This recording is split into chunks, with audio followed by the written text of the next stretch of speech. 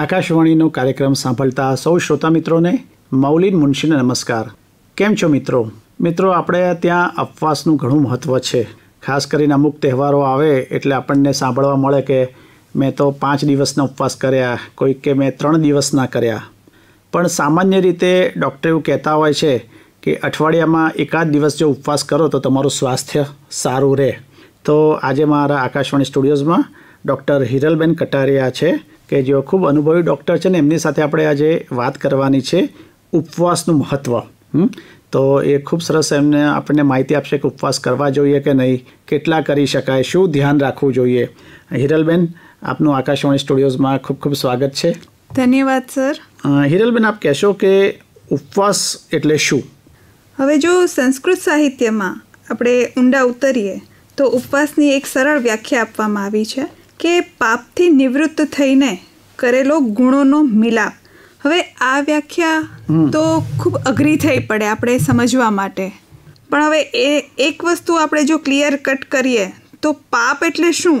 તો પાપ જે આપણા હૃદયને ખૂંચે, આપણા હૃદયને જે તકલીફ થાય કે આ વસ્તુ નથી કરવી, તો એ વસ્તુને આપણે પાપ ગણીએ. અને ગુણોનો મિલાપ એટલે ગુણો ક્યાંયથી લાવવાના નથી, પણ માનો કે કોઈ ભોગો કરતા હોઈએ આપણે કોઈ પણ પ્રકારના, કે સ્વાદનો ભોગ કે કપડાનો ભોગ, તો એ ભોગોને ત્યાજ્ય કરવા એ પણ એક પ્રકારનું ગુણોનો મિલાપ જ છે. એટલે જો એકંદરે વ્યાખ્યા જોઈએ તો પાપથી નિવૃત્ત થઈને ગુણોનો મિલાપ કરીએ એટલે કે કોઈ પણ જે હૃદયમાં ખૂંચવાની પ્રક્રિયા છે એ દૂર થઈને ભોગોને ત્યાગ કરવાનો છે. તો એ વસ્તુ જો થઈ શકે તો એ ખરેખર ઉપવાસમાં ગણી શકાય. હવે આ તો એની ખરેખર એક સાહિત્યિક વ્યાખ્યા છે. આપણે જો સાદી ભાષામાં એને સમજવા માગીએ તો એનો અર્થ એ થાય કે આપણા વર્તમાન વહેણમાં ઉપરથી કહીએ તો પેટને આરામ અથવા તો લાંઘણ, એટલે કે પેટને બિલકુલ કોઈ જ વસ્તુ આપવાની નહીં, અને એ જે કહીએ તો એ છે સાચો ઉપવાસ. એટલે ડૉક્ટર હિરલબેન, દરેક વ્યક્તિએ આપને શું લાગે છે કે અઠવાડિયામાં એકાદ વાર ઉપવાસ કરવો જોઈએ? દરેક વ્યક્તિએ ઉપવાસ કરવો જોઈએ કે નહીં એ તો દરેક વ્યક્તિ ઉપર આધારિત છે, પણ જો એક સાયન્ટિફિક રીઝન, આપણે સાયન્ટિફિક જર્નલ આવે છે કે જેમાં વિવિધ ધારણાઓ, મતો દેખાડવામાં આવે છે, તારણો કાઢવામાં આવે છે, તો એ સાયન્ટિફિક જર્નલ્સ હોય છે, એ બધા જે બહાર પડે છે તો એમાં જે કહેવામાં આવે છે કે તમે ઉપવાસ કરો. ઉપવાસ એટલે એમાં જે વ્યાખ્યાયિત છે એટલે એક ટાઈમ જમવું, બસ એક સમય જમીને બાકીનો આખો દિવસ ઉપવાસ કરો તો એ શરીરની આવરદા વધારે છે, આયુષ્ય તમારું વધારે છે. તો સામાન્ય રીતે કહી શકાય કે જો દરરોજ એક જ વ્યક્તિ એક જ વાર જમવાનું રાખે તો એનો જે ફાયદો છે એ વ્યક્તિને થવાનો છે, આયુષ્ય એકંદરે વધવાનું છે. તો એ એટલા પૂરતું કહીએ તો કમસે કમ અઠવાડિયામાં એક વખત તમારે વાર રહેવો અથવા તો ઉપવાસ કરવો એ બહુ સારું ગણાય, પેટને આરામ મળે. સાચી વાત છે. અને હવે ડૉક્ટર હિરલબેન, આપ કહેશો કે આ ઉપવાસની આપણે વાત કરી રહ્યા છીએ તો ઉપવાસના કયા અલગ અલગ પ્રકારો હોય છે? હવે ઉપવાસના તો આમ તો ઘણા બધા પ્રકાર છે, જેમ કે અલુણા વ્રત કયો કે નિર્જળા વ્રત કયો. હવે અલુણા વ્રત છે તો એ ગૌરી વ્રત કહીએ કે જયા પાર્વતી અને એવરતજી વ્રત, હા ગૌર જે કહીએ છીએ, જે નાની બાળાઓ કરતી હોય છે સામાન્ય રીતે, અથવા તો એવરતજી વ્રત કે જયા પાર્વતી તો એ લગ્નોત્સુક કે વિવાહિત કન્યાઓ કરતી હોય છે. અને આ બધામાં એક સામાન્ય નિયમ એવો હોય છે કે એકવાર જમવાનું, પણ એમાં બિલકુલ મીઠું આખો દિવસ આવવું જ ન જોઈએ. જેટલા દિવસનો ઉપવાસ હોય એટલા દિવસ મીઠું બંધ હોય. એ આ એક પ્રકાર છે. પછી બીજો એક પ્રકાર નિર્જળા વ્રત છે, જે સામાન્ય રીતે આપણે એકાદશી પર કરતા હોઈએ છીએ, અને મુસ્લિમ સમુદાયમાં એ લોકો રોઝા તરીકે એને ગણે છે. તો એમાં પણ આખો દિવસ સૂર્યોદયથી માંડીને સૂર્યાસ્ત સુધી પાણી લેવાની મનાઈ હોય છે. એમાં થૂક પણ ગળે ઉતારવાની મનાઈ છે. હવે ડૉક્ટર હિરલબેન, આપણે કહ્યું કે પાણી અમુક કલાકો ના લઈએ તો આપણા શરીરને નુકસાન ના થાય? હવે પાણી, આનું સાયન્ટિફિક રીઝન જો જોવા જઈએ ને તો એક હું વ્યાખ્યા કહી શકું કે ઉપવાસ એટલે શું.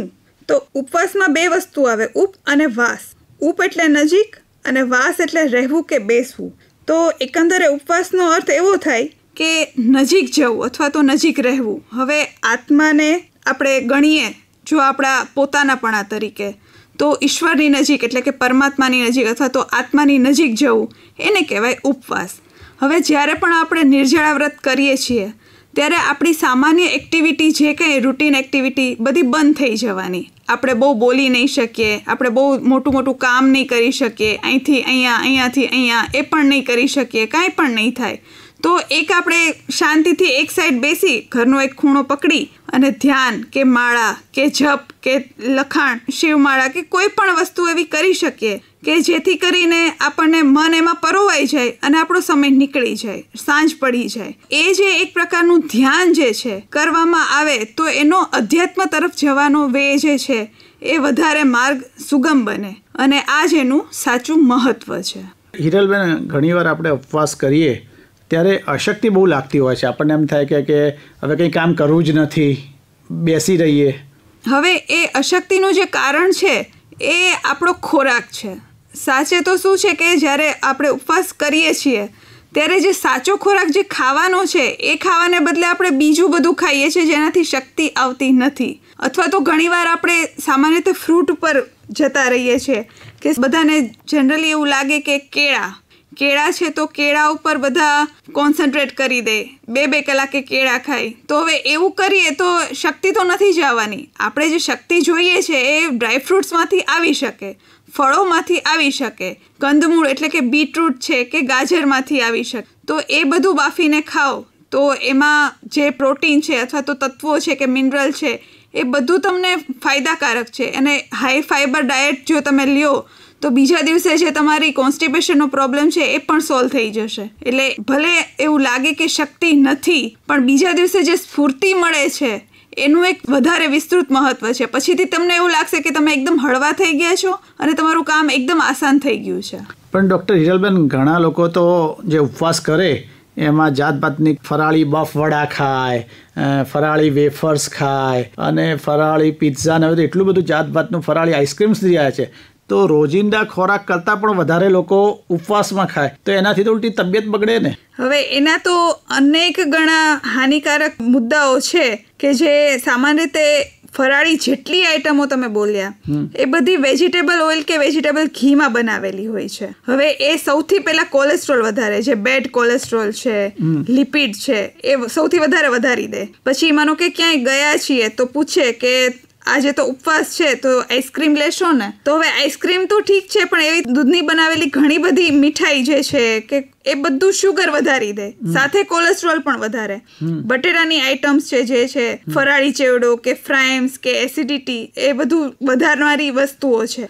હવે આ બધું ઓવરઓલ થઈને તો તમારે એટલો બધો પ્રશ્ન આવી જાય કે જે એનો ફાયદો થવો જોઈએ એને બદલે ગેરફાયદો વધી જાય. એટલે સાચો ઉપવાસ તો એને કહેવાય કે તમે ખરેખર દિવસે પેટને આરામ આપો, બરાબર છે, અને પાણી અને બીજું અમુક જે જરૂરી તમે કહ્યું એવું થોડુંક ફ્રૂટ્સ લઈ શકાય. પણ ઘણાના ઉપવાસ તો આવા ઊંધા હોય છે કે રોજિંદા ખોરાક કરતાં પણ વધારે ખોરાક ફરાળના નામે. હવે હું તમને જો એક સાયન્ટિફિક રીઝન કહું ને ઉપવાસનું, તો હિન્દુ ધર્મ પ્રમાણે આપણે મોટા ભાગના ઉપવાસ ચોમાસામાં આવે છે. તો આપણે ધ્યાનમાં હશે જ.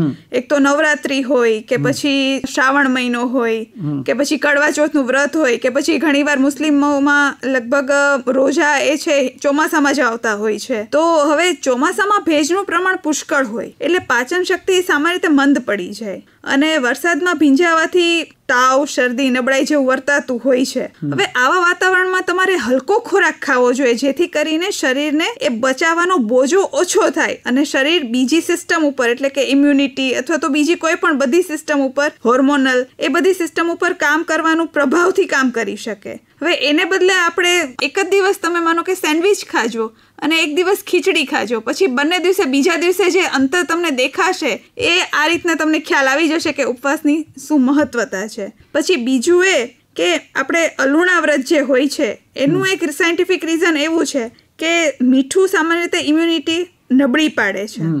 હવે આવા વાતાવરણમાં જો મીઠું ઓછું કરવામાં આવે તો ઇન્ફેક્શન ઉપર વધારે કામ થઈ શકે અને ચોમાસામાં એટલે કે શરદ ઋતુ સુધી આપણે સ્વસ્થ રહી શકીએ. આપણે જે કહેવાય છે ને કે શતમ જીવ શરદ, તો હવે એ શરદ ઋતુ જેને પાર કરી દીધી એને આખું વર્ષ પાર કરી દીધું. એટલે આખું વર્ષ જો પાર તમારે કરવું હોય તો શરદ ઋતુ સુધી તમારે ચોમાસાથી જ ચાલુ થાય ત્યારથી જ આ નિયમો પાળવાના ચાલુ થઈ જાય છે. સાચી વાત છે. એટલે ઘણીવાર મેં જોયું છે ડૉક્ટર હિરલબેન કે જૈન ધર્મમાં જે ચોવિયાર કરે છે, સાંજે સૂર્યાસ્ત પહેલા ખાઈ લે છે અને સાંજે પછી સૂર્યાસ્ત પછી કંઈ ખાતા નથી તો તો એ પણ એક સારું જ વસ્તુ છે કે પેટને એક આરામ મળે છે. એ જેટલો પેટને આરામ આપવામાં સમય વધારે જાય, માનો કે તમે એક જ સમય જમો અને બીજા સમયે સાદું કંઈ લઈ લ્યો કે ફ્રૂટ છે કે દૂધ છે અથવા તો મોળું ઘોળું એટલે કે દહીં જે સાદું કહેવાય, જે ખાટું ન હોય એવું લઈ લ્યો તો પેટને એટલો ફાયદો થવાનો છે. અને આપણે જે કહીએ કે ફળોનો આહાર છે અથવા તો કંદમૂળનો આહાર છે એટલે ઉપવાસ, એવું આપણે સામાન્ય એક વ્યાખ્યા હોય છે, તો એ પણ યોગ્ય જ છે. કારણ કે અનાજને પચાવવામાં જેટલી શક્તિ જોઈએ એના કરતા ફળોને પચાવવામાં અથવા તો કંદમૂળને પચાવવામાં બહુ ઓછી શક્તિ વપરાય. અને એનો ફાયદો આફ્ટર ઓલ પ્રોટીનને વધારવામાં, એટલે કે શરીરનું પ્રોટીન બચી જાય એટલું, પાચક રસો જરવામાં જે પ્રોટીન વપરાતું હોય એના કરતાં એ પ્રોટીન બીજે બધે કામમાં આવે, ઇમ્યુનિટીમાં કે હોર્મોનલ સિસ્ટમમાં. તો એ એકંદરે શરીરને ખૂબ પોઝિટિવિટી મળે છે એનાથી. અને મને લાગે છે કે ઉપવાસમાં વેજીટેબલ્સ ખાઓ એક ટાઈમ, એટલે તો એમાંથી ફાઈબર પણ સારું મળે. તમે જેમ કે કાકડી છે, કચું ગાજર છે, એવું જે આપે કહ્યું, તો એ પણ તમારા શરીરને ફાયદો કરી શકે. પણ મેં જેમ કહ્યું કે ઉપવાસ એટલે સાચા અર્થમાં ઉપવાસ હોવો જોઈએ, બરાબર ને? શું માનવું છે? હવે આજે માનો કે બજારમાં ઘણા બધા એવા પ્રકારના વસ્તુઓ આવે છે કે સાબુદાણા છે, શિંગોડાનો લોટ છે, મોરૈયો છે, તો એ બધું આવે છે એ તો ખબર છે, પણ કેટલા અંશે એમાં તત્વો સાચા છે એ કોઈને ખબર નથી મને ખબર કે નથી કોઈને ખબર. હવે એ જે વસ્તુ કૃત્રિમ છે, પ્રોસેસ્ડ ફૂડ છે, તો એ જે ફાયદો કરે એના કરતા નુકસાન કરતા કદાચ વધારે બની શકે. એટલે બને ત્યાં સુધી તમે ઉપવાસ ઉપર હો ત્યારે તમે નેચરલ ફૂડનો આગ્રહ રાખો તો વધારે સારું રહે. હવે માનો કે શિંગદાણા જ છે, તો શિંગદાણા તમે એક તો એ પોતે જ ઓઇલી છે, તલ છે તો એ પોતે જ ઓઇલી છે. હવે તમે એનું કચરિયું બનાવીને ખાશો કે પછી એની સાની બનાવીને ખાશો તો એ દરરોજના લેવલમાં તમે ખાઓ તો એ થોડા કોલેસ્ટ્રોલ વધારીને નુકસાન કરવાનું જ છે. અને એમાંય તમે શિંગદાણા શેકીને ખાઓ એના કરતાં જો બાફીને ખાઓ અથવા તો શેકીને ખાઓ સામાન્ય રીતે, તો એ વધારે ફાયદાકારક થશે. તળવા અને સાંતળવા કરતાં શેકવા અને બાફવામાં એ વધારે ફાયદો કરશે. સાચી વાત છે. ડૉક્ટર હિરલબેન, આજે આપણે ખૂબ સરસ રીતે ઉપવાસનું મહત્વ એ વિશે વાત કરી અને અમારા શ્રોતા મિત્રોને પણ સમજાવ્યું કે સાચો ઉપવાસ કોને કહેવાય અને ઉપવાસના જે અલગ અલગ પ્રકારો હતા એ પણ જણાવ્યા. આપણો કાર્યક્રમ પૂરો કરતા પહેલા આપ અમારા શ્રોતા મિત્રોને કંઈ કહેવા માંગો છો છેલ્લે? હા, 2-4 વસ્તુ કેવી છે કે દૂધ અને ફળો આપણે શેક બનાવીને પીએ છીએ, એ વસ્તુ ના લો ને તો વધારે સારું. દૂધ અને ફળ વચ્ચે કમસે કમ 3 કલાકનું અંતર રાખવું જોઈએ. પછી માનો કે રાત્રે ભૂખ લાગી હોય તો બધા એમ કરે કે ચા પી લઈએ કે કોફી પી લઈએ, તો એ પણ વસ્તુ થોડી ખરાબ છે. કારણ કે રાતના ચા કે કોફી પીશો તો એક તો કેફેઇન છે તો તમને ઊંઘ નથી જ આવવાની, ઉપરાંત તમે ભૂખ્યા છો તો વધારે ઊંઘ નહીં આવે. હવે ઉપવાસ વખતે જો તમે સારી રીતે ઊંઘી શકો તો એ જે ઉપવાસ છે એ બેસ્ટ ઉપવાસ છે. અને ઉપવાસ એટલે આધ્યાત્મ તરફ પ્રયાણ. હવે જેટલો તમે ઉપવાસ બહુ સાચી રીતે અથવા તો નેચરલી કરશો એટલી તમારામાં પોઝિટિવિટી વધશે અને તમે પોતે શાંત થશો, આસપાસનું વાતાવરણ શાંત થશે અને મન શાંત, તન શાંત તો જીવન શાંત. હિરલબેન, આજ આપનો કિંમતી સમય કાઢીને અહીંયા આવ્યા અને ઉપવાસનું મહત્વ એ વિશે વાત કરી તે માટે આપનો ખૂબ ખૂબ આભાર. ધન્યવાદ.